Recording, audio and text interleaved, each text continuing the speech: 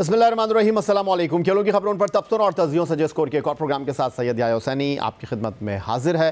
Score is presented by Cola next. Pakistan cricket board की selection committee ने अफगानिस्तान के खिलाफ शारजा में 3 T20 मुकाबलों की सीरीज़ के लिए 15 रुकनी कौमी स्क्वाड का ऐलान कर दिया है। पाकिस्तान क्रिकेट बोर्ड ने सीनियर खिलाड़ियों में तीनों फॉर्मेट के कप्तान Babar Azam, wicket keeper batsman Mohammad Rizwan, तीनों फॉर्मेट में पाकिस्तान के लिए फास्ट बॉलिंग के अहम रुकन शाहीन शाह अफरीदी, जारहा मिजाज ओपनिंग बैट्समैन फ़खर जमान और फास्ट बॉलर हारिस रऊफ को आराम देने का फैसला किया है।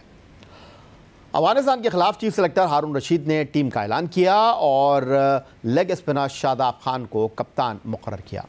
टीम में उनके साथ opening batsman Abdullah Shafique, wicket keeper batsman Azam Khan, allrounder Faheem Ashraf, middle order batsman Iftikhar Ahmed, fast bowler Ehsanullah, allrounder Imad Wasim, wicket keeper batsman Mohammad Haris, allrounder Mohammad Nawaz, fast bowler Mohammad Wasim junior, fast bowler Naseem Shah, opening batsman Saim Ayub, opening batsman Shan Masood, middle order batsman Tayyab Tahir और लाहौर कलंदर के फास्ट बॉलर जमान खान शामिल किए गए हैं। Selection committee ने अफगानिस्तान के खिलाफ 3 reserve खिलाड़ियों leg spinner Abrar Ahmed, wicket keeper batsman Haseebullah और लेग स्पिनर ओसामा मीर को भी टीम का हिस्सा बनाया है। पाकिस्तान क्रिकेट टीम के सीनियर क्रिकेटर्स जिनमें बाबर आजम, मोहम्मद रिजवान और 2 क्रिकेटर्स जो मुसलसल क्रिकेट खेल रहे हैं T20 क्रिकेट में मोहम्मद रिजवान और बाबर आजम इनिंग का आगाज़ करते हैं और उनकी मौजूदगी में डोमेस्टिक में परफॉर्म करने वाले किसी दूसरे ओपनर को मौका नहीं मिल पा रहा, जिसकी वजह से बेंच स्ट्रेंथ को आजमाना भी मुश्किल हो रहा था। शाहीन शाह अफरीदी और फ़खर जमान इंजरी और मुसलसल क्रिकेट खेलने की वजह से घुटने की तकलीफ में मुब्तला हुए और हारिस रऊफ भी इंजरी का शिकार रहे। लेकिन दूसरी जानिब ये बात भी ज़बान ज़द आम है कि विकेट कीपर मोहम्मद रिजवान और बाबर आजम का T20 में स्ट्राइक रेट आलमी मयार का नहीं। एशिया कप के फाइनल में श्रीलंका के खिलाफ फाइनल में शिकस्त की बड़ी वजह wicket keeper batsman Mohammad Rizwan का अच्छा स्ट्राइक ना होना।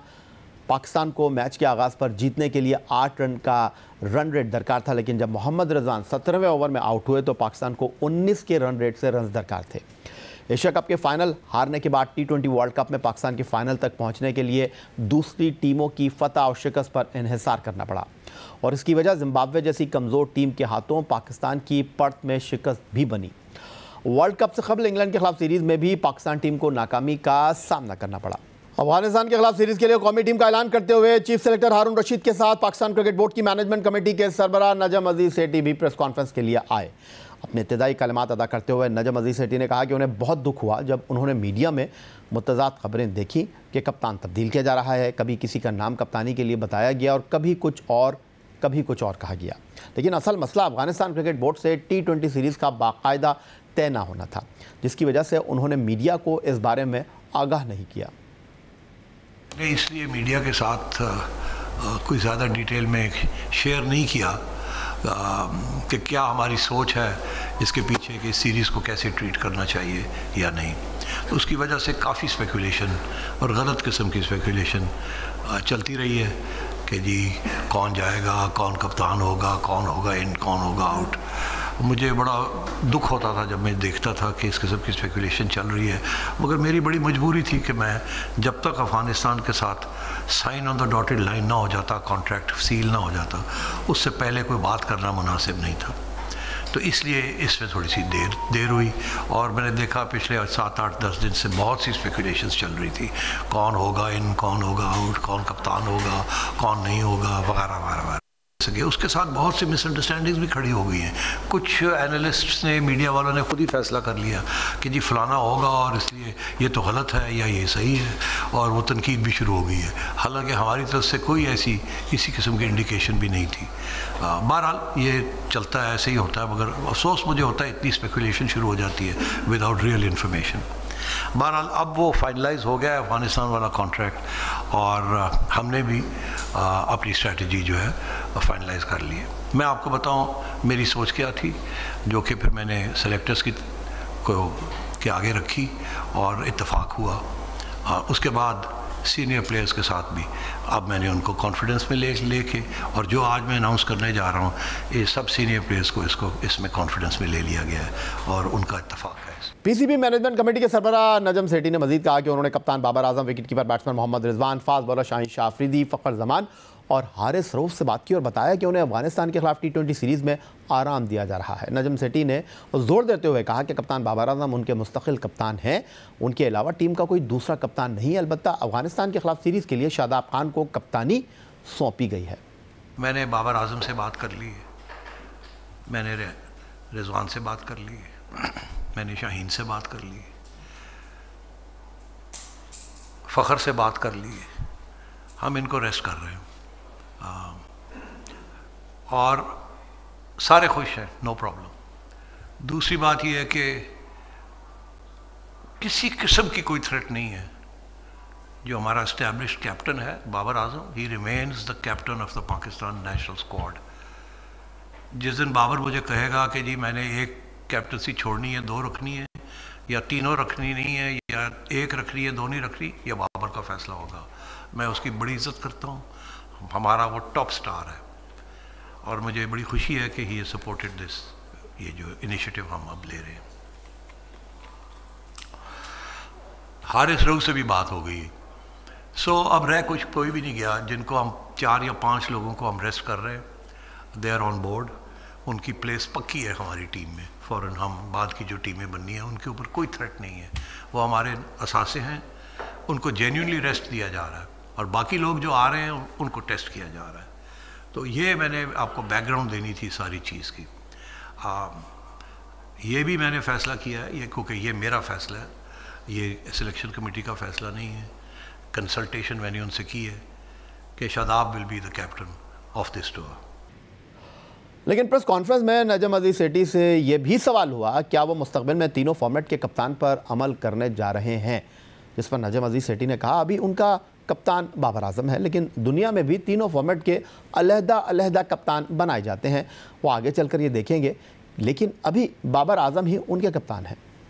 बाबर को भी इस बात का पता है, बाबर इज़ द कैप्टन और वो रहेगा कैप्टन जब तक वो नहीं कहेगा कि मैंने नहीं रहना, या आप लोग सारे इत्तेफाक करेंगे कि कुछ और चेंजेस होने चाहिए। तो मैं तो आप लोगों की बात सुनता हूँ, कैप्टन की बात सुनूंगा, तो फिर जाके फैसले होंगे और डेटा बेस्ड फैसले होंगे और कोई फैसले नहीं होंगे। इस वक्त Babar is the captain of all 3 formats. As far as I am concern this is unchanged. But आपने देखा दुनिया में क्या हो रहा है कि हर फॉर्मेट के लिए डिफरेंट, तो वो भी एक चीज़ हम देखेंगे एज वी गो अलॉन्ग। इस वक्त तो Babar is a perfect player for all 3 formats. Pakistan cricket board के चीफ सेलेक्टर हारून रशीद ने कहा कि आराम देने के लिए सीनियर खिलाड़ियों से मशावरत की गई है। शादाब खान से भी टीम के इंतखाब पर बातचीत हुई है। अफगानिस्तान के खिलाफ सीरीज़ में नौजवान खिलाड़ियों को शामिल करने का मकसद बेंच स्ट्रेंथ को इस्तेमाल करना है, क्योंकि हर सीरीज़ 1 से 2 नए खिलाड़ियों को टीम में शामिल किया जाता है जिन्होंने डोमेस्टिक क्रिकेट में परफॉर्म किया हो, लेकिन वो बगैर खेले ही वापस आ जाते हैं और फिर उन्हें मौका नहीं मिलता। सबसे पहले तो आपका ये कहना कि निकाला है, इससे थोड़ा सा मुझे एतराज़ है। निकाला नहीं, उनको रेस्ट प्रोवाइड किया और जैसे भी चेयरमैन साहब ने आपको बताया है कि उनसे बाकायदा पूरी बातचीत हुई है, उसके बाद ही हमने ये सारे फैसले किए हैं।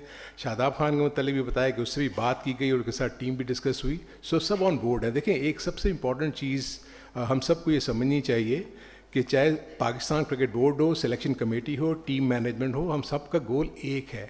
वो गोल ये है कि पाकिस्तान टीम को मजबूत से मजबूत तरीन बनाना। दुनिया भर में आप देखेंगे उनकी बेंच स्ट्रेंथ कितनी ज़्यादा है, वेरएज पाकिस्तान में अभी तक हम 15 से 20 लड़कों में हम घूम रहे हैं। तो हमें एक अपॉर्चुनिटी मिली इस अफ़गानिस्तान सीरीज़ के नतीजे में, तो क्यों ना हम ऐसे यंगस्टर्स जो परफॉर्म कर रहे हैं, वरना हिस्ट्री ये बता रही है कि ये प्लेयर्स टीम में आते हैं, बगैर खेले हुए चले जाते हैं और बगैर खेले हुए टीम से बाहर हो जाते हैं। डोमेस्टिक क्रिकेट में परफॉर्म करना समथिंग एल्स, लेकिन अब ये इंटरनेशनल सीरीज़ है, जैसे कभी बताया कि हो सकता है शारजा की पिच क्योंकि होम सीरीज़ है वो डिफरेंट अंदाज में बनाया, वहाँ ये टेस्ट होंगे, इस किस्म के हाई स्कोरिंग मैचेस में भी वहाँ ना हो, तो वहीं लोगों के नर्व्स का, यंग प्लेयर्स के नर्व्स का और उन सारी चीज़ों का पता लगता है कि वो प्रेशर में अपने आप को किस तरीके से डील करते हैं। पाकिस्तान क्रिकेट बोर्ड के सरबराह नजम सेठी से प्रेस कॉन्फ्रेंस के दौरान सवाल हुआ, जो टीम मुंतखब की गई है, जिस टीम में सीनियर खिलाड़ियों को आराम कराया गया है, अगर शारजा में अफगानिस्तान के ख़िलाफ़ सीरीज़ में नाकामी का सामना करना पड़ा तो क्या आप जिम्मेदारी कबूल करेंगे? उस पर नजम अजीज सेठी बोले, क्रिकेट बोर्ड ने कभी नाकामी की जिम्मेदारी कबूल नहीं की, सिलेक्शन कमेटी है ना, कप्तान है ना, वो जिम्मेदार होंगे। यार मेरी बात सुनो, बोर्ड कभी हार जीत की जिम्मेदारी नहीं लेता, हम तो सिलेक्टर्स पे फेंक देते हैं। तो इसलिए ये तो मैंने पहले आपसे ये कह दिया कि ये सीरीज़ का मकसद ये नहीं है कि हम जीतने जा रहे हैं, हमारा मकसद फ़र्क है। हम अपने लड़कों को ब्लड करने जा रहे हैं। हार जीत होती है, कोई बात नहीं। हमारा जो एम है वो ऊपर है, वो जीतना जाके, वहाँ हार जीत हमारे लिए इंपॉर्टेंट है। This is an experiment to create new talent, to check out things. तो I am not worried about हार जीत। What I am worried about is हमें 2-3 पक्के यंगस्टर्स मिल जाए इसमें से, जो लगा है कि पहले भी कंसिस्टेंसी थी और अब भी उन्होंने अंडर प्रेशर परफॉर्म किया। That's what I am looking for. Pakistan cricket board के सरबराह नजम अजीज सेठी दुबई रवाना हो रहे हैं पाकिस्तान सुपर लीग सीज़न 8 2023 के फाइनल के ठीक बाद, और इंटरनेशनल क्रिकेट काउंसिल की मीटिंग में वो शिरकत करेंगे। और इस मीटिंग का एक अहम agenda Asia cup cricket tournament भी है, जो कि एशियन क्रिकेट काउंसिल का मामला है। लेकिन दूसरी जानिब मुस्तकबिल करीब में पाकिस्तान को चैम्पियंस ट्रॉफी की मेज़बानी करनी है, जो कि ICC का इवेंट है। पाकिस्तान क्रिकेट बोर्ड के सरबराह ने एशिया कप के मुस्तकबिल, चैम्पियंस ट्रॉफी के हवाले से और पाक भारत क्रिकेट पर प्रेस कॉन्फ्रेंस में किए गए सवाल पर क्या कहा? ये बहुत अहम सवाल है और काफ़ी मुश्किल सवाल है, इसका कोई आसान जवाब नहीं है। आपको पता है जो कि इंडिया का मौक़िफ़ है, आपको पता है इंडिया का वेट कितना है ICC में, इससे मुझे अब दोहराने की ज़रूरत नहीं है, आप हकीकत को पहचानते हैं। आप इस वक्त सूरत हाल वही है जो पहले थी जबकि मैं अभी मिल के आया था। इंडिया का मौक़िफ़ यही है कि वो पाकिस्तान में नहीं खेलेंगे और ये शिफ्ट करना चाहिए एशिया कप यहाँ से। हमारा यही मौक़िफ़ है कि अगर आप ये करेंगे तो फिर हमें सोचना पड़ेगा कि हम आ सकते हैं इंडिया वर्ल्ड कप के लिए कि नहीं। ये भी अनरिजॉल्व्ड है। ये एक ICC का मैटर है, एक ACC का मैटर है, मगर आगे जाके चैम्पियंस ट्रॉफी भी आ रही है, वो ICC का मैटर है, वो भी पाकिस्तान को मिली हुई है। तो ये बड़े सीरियस किस्म के और कॉम्प्लेक्स इश्यूज़ हैं। अब मुझे ये तीनों ICC और ACC को जाके वहाँ बात करनी पड़ेगी और कोई ना कोई पोजीशन लेनी पड़ेगी। उसमें मैंने गवर्नमेंट से मौक़िफ़ पूछा है कि उनका क्या मौक़िफ़ है। तो ज़ाहिर है कि अगर इंडिया नहीं खेलता यहाँ और पेट्रन ये कहता है कि जी डज़न्ट मैटर, आप वर्ल्ड कप जाके खेलें, तो फिर गवर्नमेंट का मौक़िफ़ सामने रखना पड़ेगा। अगर मैं सोचता हूँ या आप मुझे कहते हैं कि कोई बात नहीं, अगर इंडिया यहाँ नहीं आता तो आप शिफ्ट कर दें एशिया कप को और वर्ल्ड कप आप खेलने चले जाएं, और गवर्नमेंट मुझे कहती है नहीं, तो फिर मुझे गवर्नमेंट का देखना पड़ेगा। तो ये काफ़ी सीरियस इश्यूज़ हैं।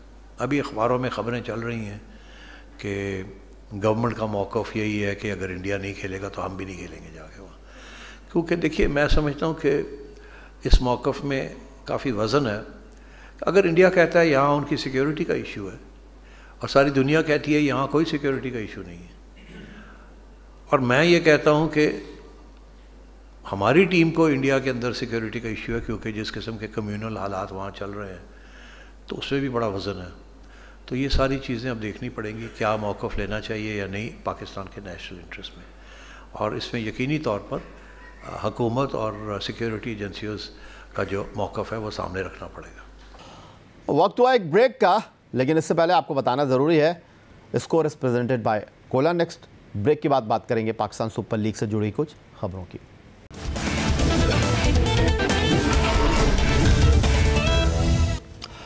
Pakistan super league season 8 2023 group मुकाबलों का इख्तिताम हो गया, जिसके बाद पॉइंट्स टेबल पर दिफाई चैंपियन लाहौर कलंदर ने टॉप करके क्वालिफायर में जगह बनाने वाली पहली टीम होने का एजाज़ हासिल कर लिया। इतवार को ग्रुप के आखिरी मुकाबले में वो अपने रिवायती हरीफ कराची किंग के हाथों शिकस्त से दो-चार हुए। पॉइंट्स टेबल पर एक नज़र डाल लेते हैं, जहां लाहौर कलंदर 10 मुकाबलों में सबसे ज़्यादा 7 मैचों में कामयाबी समेट कर पहले नंबर पर दिखाई दे रही है। 3 मुकाबलों में लाहौर कलंदर को नाकामी का सामना करना पड़ा और उन्होंने टेबल पर 14 पॉइंट्स के साथ इख्तिताम किया। मोहम्मद रिजवान की क़यादत में खेलने वाली मुल्तान सुल्तान ने 10 मुकाबलों में 6 में कामयाबी समेटी, 4 में उन्हें नाकामी का सामना करना पड़ा और उनके पॉइंट्स 12 रहे और टेबल पर उनकी पोजीशन दूसरी है।